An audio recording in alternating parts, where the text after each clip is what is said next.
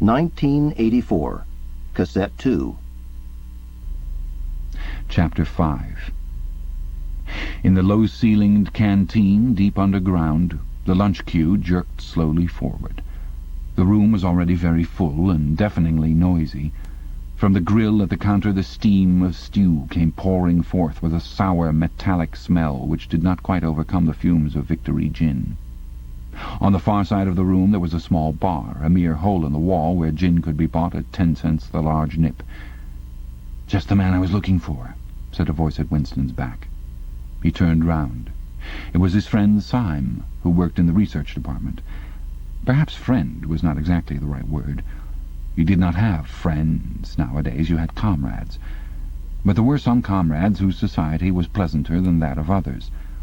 Syme was a philologist, a specialist in newspeak. Indeed, he was one of the enormous team of experts now engaged in compiling the 11th edition of the Newspeak Dictionary. He was a tiny creature, smaller than Winston, with dark hair and large, protuberant eyes, at once mournful and derisive, which seemed to search your face closely while he was speaking to you.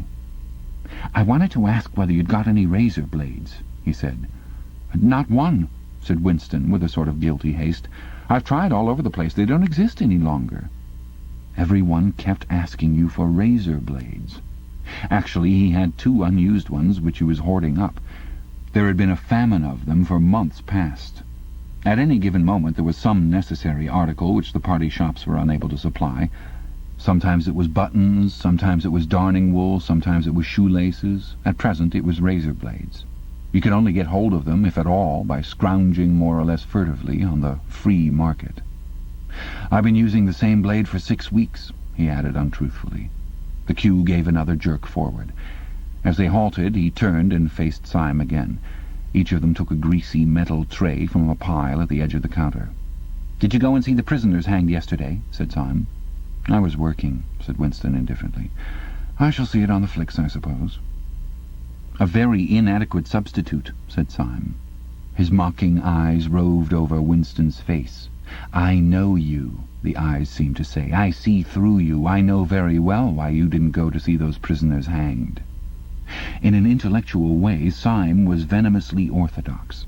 He would talk with a disagreeable, gloating satisfaction of helicopter raids on enemy villages, the trial and confessions of thought criminals, the executions in the cellars of the Ministry of Love. Talking to him was largely a matter of getting him away from such subjects and entangling him, if possible, in the technicalities of newspeak, on which he was authoritative and interesting. Winston turned his head a little aside to avoid the scrutiny of the large dark eyes. "It was a good hanging," said Syme reminiscently. "I think it spoils it when they tie their feet together. I like to see 'em kicking. And above all, at the end, the tongue sticking right out and blue, a quite bright blue. That's the detail that appeals to me." "Next, please," yelled the white-aproned prole with the ladle. Winston and Syme pushed their trays beneath the grill. Onto each was dumped swiftly the regulation lunch, metal pannikin of pinkish-grey stew, a hunk of bread, a cube of cheese, a mug of milkless Victory coffee, and 1 saccharin tablet. "There's a table over there under that telescreen," said Syme. "Let's pick up a gin on the way." The gin was served out to them in handleless china mugs. They threaded their way across the crowded room and unpacked their trays onto the metal-topped table, on one corner of which someone had left a pool of stew, a filthy liquid mess that had the appearance of vomit. Winston took up his mug of gin, paused for an instant to collect his nerve, and gulped the oily-tasting stuff down. When he had winked the tears out of his eyes, he suddenly discovered that he was hungry. He began swallowing spoonfuls of the stew, which, in among its general sloppiness, had cubes of spongy, pinkish stuff which was probably a preparation of meat. Neither of them spoke again until they had emptied their pannikins. From the table at Winston's left, a little behind his back, someone was talking rapidly and continuously, a harsh gabble almost like the quacking of a duck, which pierced the general uproar of the room. "How's the dictionary getting on?" said Winston, raising his voice to overcome the noise. "Slowly," said Syme. "I'm on the adjectives. It's fascinating." He had brightened up immediately at the mention of newspeak. He pushed his pannikin aside, took up his hunk of bread in one delicate hand and his cheese in the other, and leaned across the table so as to be able to speak without shouting. "The 11th edition is the definitive edition," he said. We're getting the language into its final shape, the shape it's going to have when nobody speaks anything else. When we've finished with it, people like you will have to learn it all over again. You think, I dare say, that our chief job is inventing new words, but not a bit of it. We're destroying words, scores of them, hundreds of them, every day. We're cutting the language down to the bone. The 11th edition won't contain a single word that will become obsolete before the year 2050. He bit hungrily into his bread and swallowed a couple of mouthfuls, then continued speaking with a sort of pedant's passion. His thin, dark face had become animated. His eyes had lost their mocking expression and grown almost dreamy. It's a beautiful thing, the destruction of words. Of course, the great wastage is in the verbs and adjectives, but there are hundreds of nouns that can be got rid of as well. It isn't only the synonyms. There are also the antonyms. After all, what justification is there for a word which is simply the opposite of some other words? A word contains its opposite in itself. Take good, for instance. If you have a word like good, what need is there for a word like bad? Ungood will do just as well. Better, because it's an exact opposite, which the other is not. Or, again, if you want a stronger version of good, what sense is there in having a whole string of vague, useless words like excellent and splendid and all the rest of them? Plus good covers the meaning. Or double plus good if you want something stronger still. Of course, we use those forms already, but in the final version of Newspeak there'll be nothing else. In the end, the whole notion of goodness and badness will be covered by only 6 words. In reality, only 1 word. Don't you see the beauty of that, Winston? It was B.B.'s idea originally, of course, he added as an afterthought. A sort of vapid eagerness flitted across Winston's face at the mention of Big Brother. Nevertheless, Syme immediately detected a certain lack of enthusiasm. "You haven't a real appreciation of Newspeak, Winston," he said almost sadly. "Even when you write it, you're still thinking in old speak. I've read some of those pieces that you write in the Times occasionally. They're good enough, but they're translations. In your heart, you'd prefer to stick to old speak with all its vagueness and its useless shades of meaning. You don't grasp the beauty of the destruction of words. Do you know that Newspeak is the only language in the world whose vocabulary gets smaller every year?" Winston did know that, of course. He smiled sympathetically, he hoped, not trusting himself to speak. Syme bit off another fragment of the dark-coloured bread, chewed it briefly, and went on. "Don't you see that the whole aim of Newspeak is to narrow the range of thought? In the end, we shall make thought crime literally impossible because there will be no words in which to express it. Every concept that will ever be needed will be expressed by exactly 1 word, with its meaning rigidly defined and all its subsidiary meanings rubbed out and forgotten. Already in the 11th edition we're not far from that point. But the process will still be continuing long after you and I are dead. Every year fewer and fewer words, and the range of consciousness always a little smaller. Even now, of course, there's no reason or excuse for committing thought crime. It's merely a question of self-discipline, reality control. But in the end there won't be any need even for that. The revolution will be complete when the language is perfect. Newspeak is Ingsoc, and Ingsoc is Newspeak," he added with a sort of mystical satisfaction. "Has it ever occurred to you, Winston, that by the year 2050 at the very latest, not a single human being will be alive who could understand such a conversation as we are having now?" "Except—" began Winston doubtfully, and then stopped.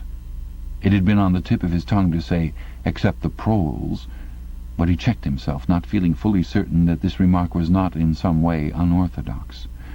Syme, however, had divined what he was about to say. "The proles are not human beings," he said carelessly. "By 2050, earlier probably, all real knowledge of Old Speak will have disappeared. The whole literature of the past will have been destroyed. Chaucer, Shakespeare, Milton, Byron. They'll exist only in Newspeak versions. Not merely changed into something different, but actually changed into something contradictory of what they used to be. Even the literature of the party will change. Even the slogans will change. How could you have a slogan like 'Freedom is slavery' when the concept of freedom has been abolished? The whole climate of thought will be different. In fact, there will be no thought as we understand it now. Orthodoxy means not thinking, not needing to think. Orthodoxy is unconsciousness." One of these days, thought Winston with sudden deep conviction, Syme will be vaporized. He is too intelligent. He sees too clearly and speaks too plainly. The party does not like such people. One day he will disappear. It is written in his face. Winston had finished his bread and cheese. He turned a little sideways in his chair to drink his mug of coffee. At the table on his left, the man with the strident voice was still talking remorselessly away. A young woman, who was perhaps his secretary and who was sitting with her back to Winston, was listening to him and seemed to be eagerly agreeing with everything that he said. From time to time Winston caught some such remark as, "I think you're so right, I do so agree with you," uttered in a youthful and rather silly feminine voice. But the other voice never stopped for an instant, even when the girl was speaking. Winston knew the man by sight, though he knew no more about him than that he held some important post in the fiction department. He was a man of about 30, with a muscular throat and a large, mobile mouth. His head was thrown back a little, and because of the angle at which he was sitting, his spectacles caught the light and presented to Winston two blank discs instead of eyes.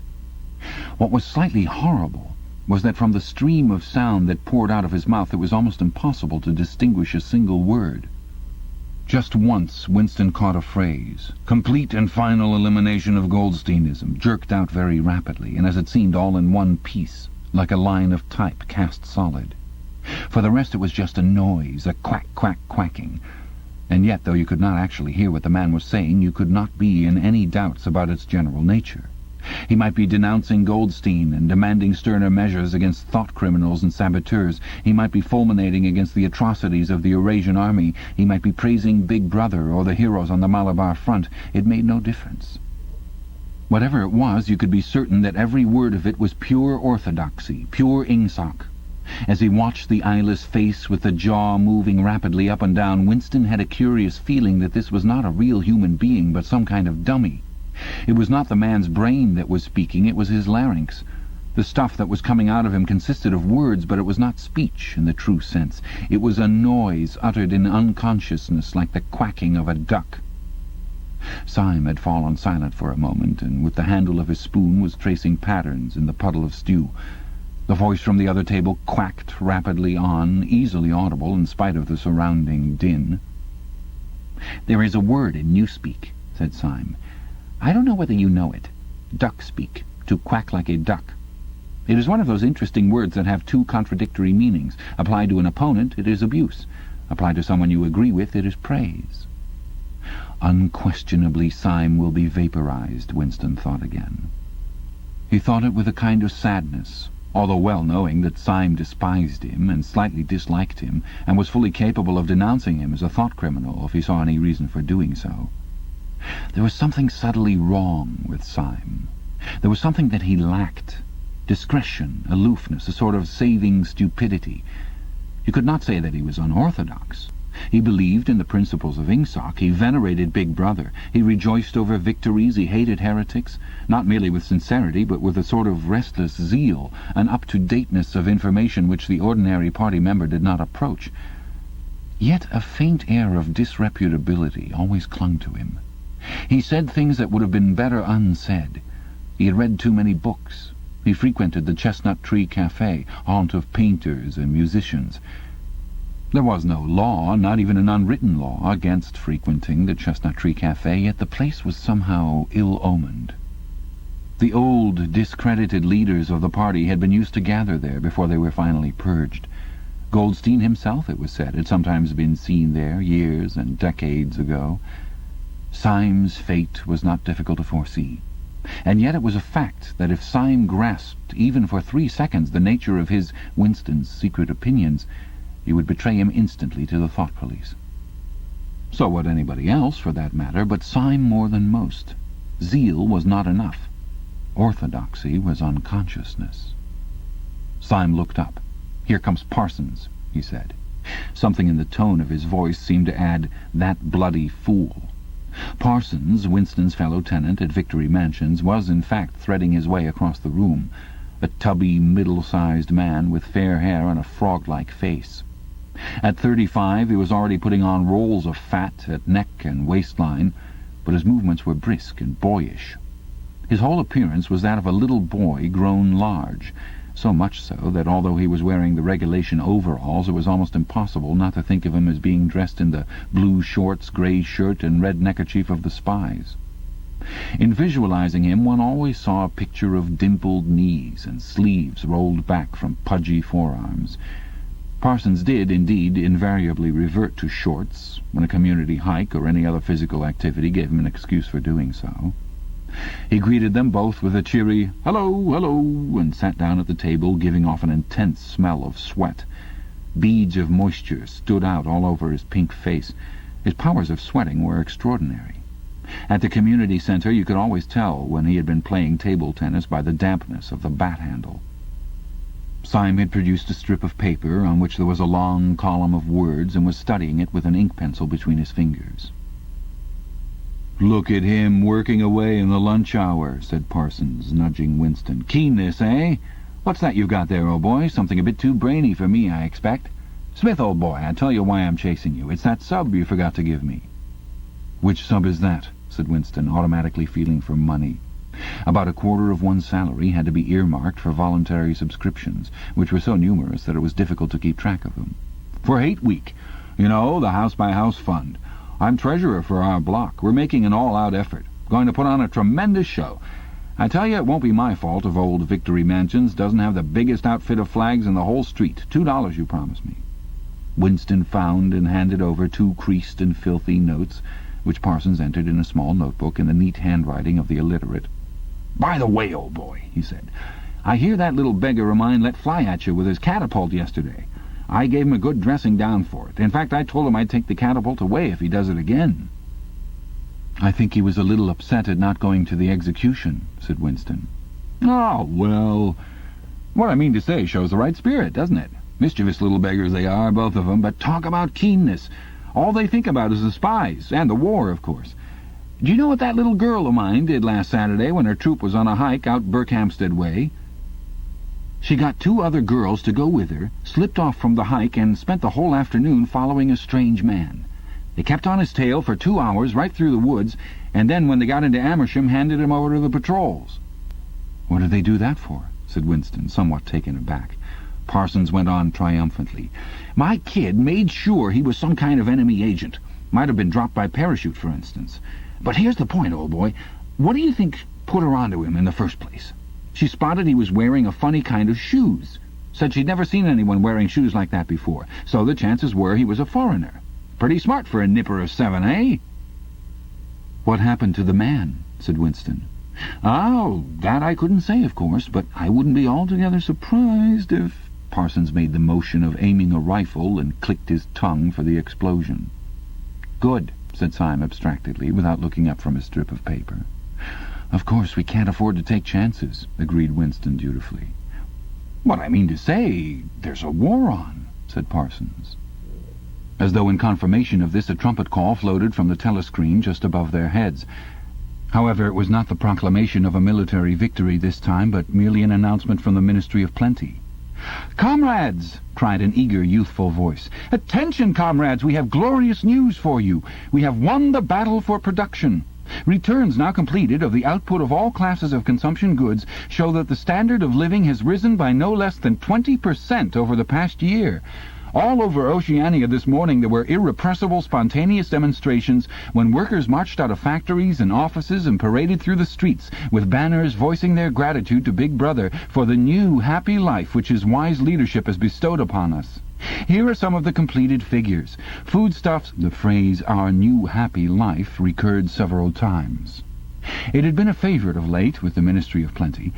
Parsons, his attention caught by the trumpet call, sat listening with a sort of gaping solemnity, a sort of edified boredom. He could not follow the figures, but he was aware that they were in some way a cause for satisfaction. He had lugged out a huge and filthy pipe, which was already half full of charred tobacco. With the tobacco ration at 100 grams a week, it was seldom possible to fill a pipe up to the top. Winston was smoking a Victory cigarette, which he held carefully horizontal. The new ration did not start until tomorrow, and he had only 4 cigarettes left.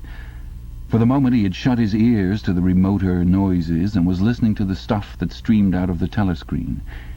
It appeared that there had even been demonstrations to thank Big Brother for raising the chocolate ration to 20 grams a week. And only yesterday, he reflected, it had been announced that the ration was to be reduced to 20 grams a week. Was it possible that they could swallow that after only 24 hours? Yes, they swallowed it. Parsons swallowed it easily, with the stupidity of an animal. The eyeless creature at the other table swallowed it fanatically, passionately, with a furious desire to track down, denounce and vaporize anyone who should suggest that last week the ration had been 30 grams.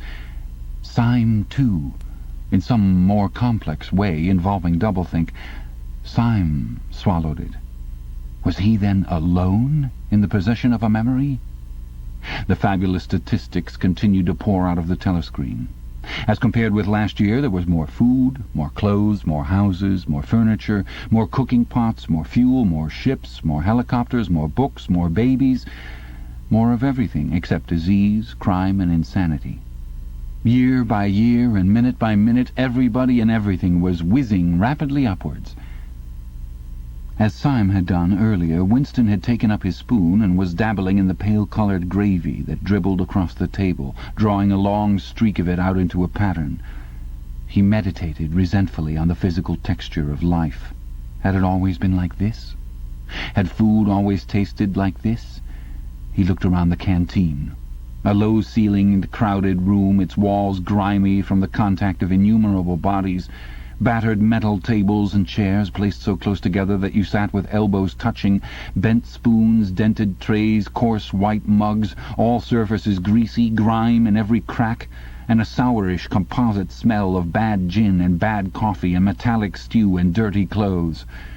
Always in your stomach and in your skin there was a sort of protest, a feeling that you had been cheated of something that you had a right to. It was true that he had no memories of anything greatly different. In any time that he could accurately remember, there had never been quite enough to eat. One never had socks or underclothes that were not full of holes. Furniture had always been battered and rickety, rooms underheated, tube trains crowded, houses falling to pieces, bread dark-coloured, tea a rarity, coffee filthy-tasting, cigarettes insufficient, nothing cheap and plentiful except synthetic gin. And though, of course, it grew worse as one's body aged, was it not a sign that this was not the natural order of things if one's heart sickened at the discomfort and dirt and scarcity, the interminable winters, the stickiness of one's socks, the lifts that never worked, the cold water, the gritty soap, the cigarettes that came to pieces, the food with its strange evil tastes? Why should one feel it to be intolerable unless one had some kind of ancestral memory that things had once been different? He looked round the canteen again. Nearly everyone was ugly, and would still have been ugly even if dressed otherwise than in the uniform blue overalls. On the far side of the room, sitting at a table alone, a small, curiously beetle-like man was drinking a cup of coffee, his little eyes darting suspicious glances from side to side. How easy it was, thought Winston, if you did not look about you, to believe that the physical type set up by the party as an ideal, tall, muscular youths and deep-bosomed maidens, blonde-haired, vital, sunburnt, carefree, existed and even predominated. Actually, so far as he could judge, the majority of people in Airstrip 1 were small, dark, and ill-favoured. It was curious how that beetle-like type proliferated in the ministries. Little dumpy men, growing stout very early in life, with short legs, swift scuttling movements, and fat, inscrutable faces with very small eyes. It was the type that seemed to flourish best under the dominion of the party. The announcement from the Ministry of Plenty ended on another trumpet call and gave way to tinny music. Parsons, stirred to vague enthusiasm by the bombardment of figures, took his pipe out of his mouth.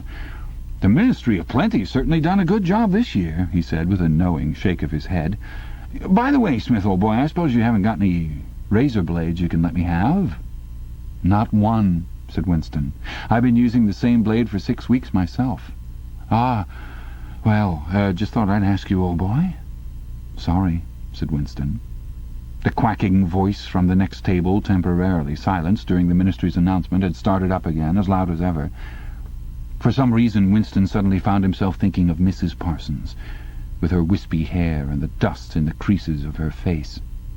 Within 2 years, those children would be denouncing her to the thought police. Mrs. Parsons would be vaporized. Syme would be vaporized.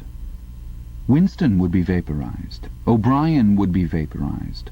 Parsons, on the other hand, would never be vaporized. The eyeless creature with the quacking voice would never be vaporized. The little beetle-like men who scuttled so nimbly through the labyrinthine corridors of ministries, they too would never be vaporized. And the girl with dark hair, the girl from the fiction department, she would never be vaporized either. It seemed to him that he knew instinctively who would survive and who would perish, though what it was that made for survival, it was not easy to say. At this moment he was dragged out of his reverie with a violent jerk. The girl at the next table had turned partly round and was looking at him. It was the girl with dark hair. She was looking at him in a sidelong way, but with curious intensity. The instant that she caught his eye, she looked away again. The sweat started out on Winston's backbone. A horrible pang of terror went through him. It was gone almost at once, but it left a sort of nagging uneasiness behind. Why was she watching him? Why did she keep following him about? Unfortunately, he could not remember whether she had already been at the table when he arrived, or had come there afterwards. But yesterday, at any rate, during the 2 minutes' hate, she had sat immediately behind him when there was no apparent need to do so. Quite likely her real object had been to listen to him and make sure whether he was shouting loudly enough. His earlier thought returned to him. Probably she was not actually a member of the thought police. But then it was precisely the amateur spy who was the greatest danger of all. He did not know how long she had been looking at him, but perhaps for as much as 5 minutes, and it was possible that his features had not been perfectly under control. It was terribly dangerous to let your thoughts wander when you were in any public place or within range of a telescreen. The smallest thing could give you away. A nervous tic, an unconscious look of anxiety, a habit of muttering to yourself, anything that carried with it the suggestion of abnormality, of having something to hide. In any case, to wear an improper expression on your face, to look incredulous when a victory was announced, for example, was itself a punishable offence. There was even a word for it in newspeak. Face crime, it was called. The girl had turned her back on him again. Perhaps, after all, she was not really following him about. Perhaps it was coincidence that she had sat so close to him 2 days running. His cigarette had gone out, and he laid it carefully on the edge of the table. He would finish smoking it after work if he could keep the tobacco in it. Quite likely the person at the next table was a spy of the thought police. Quite likely he would be in the cellars of the Ministry of Love within 3 days, but a cigarette end must not be wasted. Syme had folded up his strip of paper and stowed it away in his pocket. Parsons had begun talking again. "Did I ever tell you, old boy," he said, chuckling around the stem of his pipe, "about the time when those 2 nippers of mine set fire to the old market woman's skirt because they saw her wrapping up sausages in a poster of BB? Sneaked up behind her and set fire to it with a box of matches. Burned her quite badly, I believe, little beggars, eh? But keen as mustard. That's first-rate training they give 'em in the spies nowadays, better than in my day, even. What do you think's the latest thing they've served 'em out with? Ear trumpets, for listening through keyholes. My little girl brought one home the other night, tried it out on our sitting-room door, and reckoned she could hear twice as much as with her ear to the hole. Of course, it's only a toy, mind you. Still gives 'em the right idea, huh?" At this moment the telescreen let out a piercing whistle. It was the signal to return to work. All 3 men sprang to their feet to join in the struggle round the lifts, and the remaining tobacco fell out of Winston's cigarette.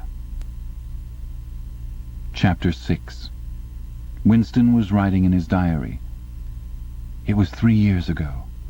It was on a dark evening in a narrow side street near one of the big railway stations. She was standing near a doorway in the wall, under a street lamp that hardly gave any light. She had a young face, painted very thick. It was really the paint that appealed to me, the whiteness of it, like a mask, and the bright red lips. Party women never paint their faces. There was nobody else in the street, and no telescreens. She said $2. For the moment it was too difficult to go on. He shut his eyes and pressed his fingers against them, trying to squeeze out the vision that kept recurring. He had an almost overwhelming temptation to shout a string of filthy words at the top of his voice, or to bang his head against the wall, to kick over the table and hurl the inkpot through the window, to do any violent or noisy or painful thing that might black out the memory that was still tormenting him. Your worst enemy, he reflected, was your own nervous system. At any moment the tension inside you was liable to translate itself into some visible symptom. He thought of a man whom he had passed in the street a few weeks back, A quite ordinary-looking man, a party member, aged 35 or 40, tallish and thin, carrying a briefcase. They were a few meters apart, when the left side of the man's face was suddenly contorted by a sort of a spasm. It happened again just as they were passing one another. It was only a twitch, a quiver, rapid as the clicking of a camera shutter, but obviously habitual. He remembered thinking at the time, that poor devil is done for. And what was frightening was that the action was quite possibly unconscious. The most deadly danger of all was talking in your sleep. There was no way of guarding against that so far as he could see. He drew in his breath and went on writing. I went with her through the doorway and across a backyard into a basement kitchen. There was a bed against the wall and a lamp on the table, turned down very low. His teeth were set on edge. He would have liked to spit. Simultaneously with the woman in the basement kitchen, he thought of Catherine, his wife. Winston was married. He had been married, at any rate, probably still was married, for so far as he knew his wife was not dead. He seemed to breathe again the warm, stuffy odour of the basement kitchen, an odour compounded of bugs and dirty clothes and villainous cheap scent, but nevertheless alluring, because no woman of the party ever used scent, or could be imagined as doing so. Only the proles used scent. In his mind the smell of it was inextricably mixed up with fornication. When he had gone with that woman, it had been his first lapse in 2 years or thereabouts. Consorting with prostitutes was forbidden, of course, but it was one of those rules that you could occasionally nerve yourself to break. It was dangerous, but it was not a life-and-death matter. To be caught with a prostitute might mean 5 years in a forced labour camp, not more, if you had committed no other offence. And it was easy enough, provided that you could avoid being caught in the act. The poorer quarters swarmed with women who were ready to sell themselves. Some could even be purchased for a bottle of gin, which the proles were not supposed to drink. Tacitly, the party was even inclined to encourage prostitution, as an outlet for instincts which could not be altogether suppressed. Mere debauchery did not matter very much, so long as it was furtive and joyless, and only involved the women of the submerged and despised class. The unforgivable crime was promiscuity between party members. But though this was one of the crimes that the accused in the great purges invariably confessed to, it was difficult to imagine any such thing actually happening. The aim of the party was not merely to prevent men and women from forming loyalties which it might not be able to control. Its real, undeclared purpose was to remove all pleasure from the sexual act. Not love so much as eroticism was the enemy, inside marriage as well as outside it. All marriages between party members had to be approved by a committee appointed for the purpose, and, though the principle was never clearly stated, permission was always refused if the couple concerned gave the impression of being physically attracted to one another. The only recognized purpose of marriage was to beget children for the service of the party. Sexual intercourse was to be looked on as a slightly disgusting minor operation, like having an enema. This again was never put into plain words, but in an indirect way it was rubbed into every party member from childhood onwards. There were even organizations such as the Junior Anti-Sex League, which advocated complete celibacy for both sexes. All children were to be begotten by artificial insemination, artsem it was called in newspeak, and brought up in public institutions. This, Winston was aware, was not meant altogether seriously, but somehow it fitted in with the general ideology of the party. The party was trying to kill the sex instinct, or if it could not be killed, then to distort it and dirty it. He did not know why this was so, but it seemed natural that it should be so, and so far as the women were concerned, the party's efforts were largely successful. He thought again of Catherine. It must be 9, 10, nearly 11 years since they had parted. He was curious how seldom he thought of her. For days at a time he was capable of forgetting that he had ever been married. They had only been together for about 15 months. The party did not permit divorce, but it rather encouraged separation in cases where there were no children. Catherine was a tall, fair-haired girl, very straight, with splendid movements. She had a bold, aquiline face, a face that one might have called noble until one discovered that there was as nearly as possible nothing behind it. Very early in their married life he had decided, though perhaps it was only that he knew her more intimately than he knew most people, that she had, without exception, the most stupid, vulgar, empty mind that he had ever encountered. She had not a thought in her head that was not a slogan, and there was no imbecility, absolutely none, that she was not capable of swallowing if the party handed it out to her. The human soundtrack, he nicknamed her in his own mind. Yet he could have endured living with her, if it had not been for just one thing: sex. As soon as he touched her, she seemed to wince and stiffen. To embrace her was like embracing a jointed wooden image. And what was strange was that even when she was clasping him against her, he had the feeling that she was simultaneously pushing him away with all her strength. The rigidity of her muscles managed to convey that impression. She would lie there with shut eyes, neither resisting nor cooperating, but submitting. It was extraordinarily embarrassing, and after a while horrible. But even then he could have borne living with her, if it had been agreed that they should remain celibate. But curiously enough, it was Catherine who refused this. They must, she said, produce a child, if they could. So the performance continued to happen, once a week, quite regularly, whenever it was not impossible. She used even to remind him of it in the morning as something which had to be done that evening and which must not be forgotten. She had two names for it. One was making a baby, and the other was our duty to the party. Yes, she had actually used that phrase. Quite soon he grew to have a feeling of positive dread when the appointed day came round. But luckily no child appeared, and in the end she agreed to give up trying, and soon afterwards they parted. Winston sighed inaudibly. He picked up his pen again and wrote. She threw herself down on the bed, and at once, without any kind of preliminary, in the most coarse, horrible way you can imagine, pulled up her skirt. He saw himself standing there in the dim lamplight, with the smell of bugs and cheap scent in his nostrils, and in his heart a feeling of defeat and resentment, which even at that moment was mixed up with the thought of Catherine's white body, frozen forever by the hypnotic power of the party. Why did it always have to be like this? Why could he not have a woman of his own instead of these filthy scuffles at intervals of years? But a real love affair was an almost unthinkable event. The women of the party were all alike. Chastity was as deeply ingrained in them as party loyalty. By careful early conditioning, by games and cold water, by the rubbish that was dinned into them at school and in the spies and the youth league, by lectures, parades, songs, slogans, and martial music, the natural feeling had been driven out of them. His reason told him that there must be exceptions, but his heart did not believe it. They were all impregnable, as the party intended that they should be.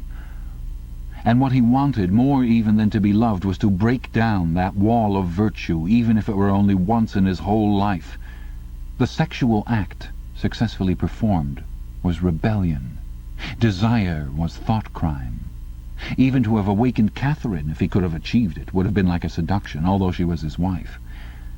But the rest of the story had got to be written down. He wrote, I turned up the lamp.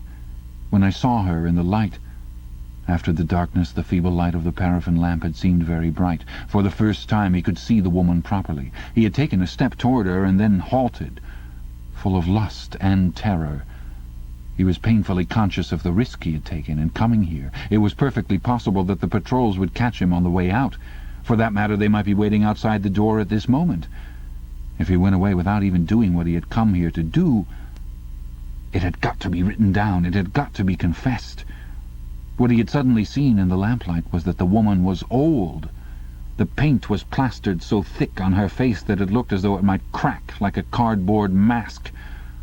There were streaks of white in her hair, but the truly dreadful detail was that her mouth had fallen a little open, revealing nothing except a cavernous blackness. She had no teeth at all. He wrote hurriedly in scrabbling handwriting, When I saw her in the light, she was quite an old woman, 50 years old at least, but I went ahead and did it just the same. He pressed his fingers against his eyelids again. He had written it down at last, but it made no difference. The therapy had not worked. The urge to shout filthy words at the top of his voice was as strong as ever. Chapter 7. If there is hope, wrote Winston, it lies in the proles. If there was hope, it must lie in the proles, because only there, in those swarming, disregarded masses, 85% of the population of Oceania, could the force to destroy the party ever be generated. The party could not be overthrown from within. Its enemies, if it had any enemies, had no way of coming together or even of identifying one another. Even if the legendary Brotherhood existed, as just possibly it might, it was inconceivable that its members could ever assemble in larger numbers than 2s and 3s. Rebellion meant a look in the eyes, an inflection of the voice, at the most an occasional whispered word. But the proles, if only they could somehow become conscious of their own strength, would have no need to conspire. They needed only to rise up and shake themselves like a horse shaking off flies. If they chose, they could blow the party to pieces tomorrow morning. Surely, sooner or later, it must occur to them to do it. And yet... He remembered how once he had been walking down a crowded street when a tremendous shout of hundreds of voices, women's voices, had burst from a side street a little way ahead. It was a great, formidable cry of anger and despair, a deep, loud "ooh" that went humming on like the reverberation of a bell. His heart had leapt. It started, he had thought, a riot. The proles are breaking loose at last.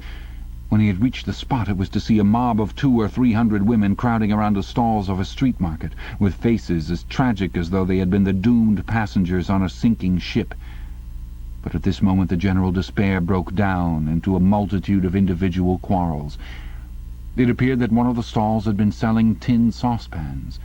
They were wretched, flimsy things, but cooking pots of any kind were always difficult to get. Now the supply had unexpectedly given out. The successful women, bumped and jostled by the rest, were trying to make off with their saucepans, while dozens of others clamoured round the stall, accusing the stall-keeper of favouritism and of having more saucepans somewhere in reserve. There was a fresh outburst of yells. 2 bloated women, one of them with her hair coming down, had got hold of the same saucepan and were trying to tear it out of one another's hands. For a moment they were both tugging, and then the handle came off. Winston watched them disgustedly. And yet, just for a moment, what almost frightening power had sounded in that cry from only a few hundred throats? Why was it that they could never shout like that about anything that mattered? Until they become conscious, they will never rebel. And until after they have rebelled, they cannot become conscious. That, he reflected, might almost have been a transcription from one of the party textbooks. The party claimed, of course, to have liberated the proles from bondage. Before the revolution they had been hideously oppressed by the capitalists. They had been starved and flogged. Women had been forced to work in the coal mines. Women still did work in the coal mines, as a matter of fact. Children had been sold into the factories at the age of 6. But simultaneously, true to the principles of doublethink, the party taught that the proles were natural inferiors who must be kept in subjection, like animals, by the application of a few simple rules. In reality, very little was known about the proles. It was not necessary to know much. So long as they continued to work and breed, their other activities were without importance. Left to themselves like cattle turned loose upon the plains of Argentina, they had reverted to a style of life that appeared to be natural to them, a sort of ancestral pattern. They were born, they grew up in the gutters, they went to work at 12, they passed through a brief blossoming period of beauty and sexual desire. They married at 20, they were middle-aged at 30, they died for the most part at 60. Heavy physical work, the care of home and children, petty quarrels with neighbours, films, football, beer, and above all, gambling, filled up the horizon of their minds. To keep them in control was not difficult. This ends side 1 of cassette 2. Please turn the cassette over and start side 2 from the same point.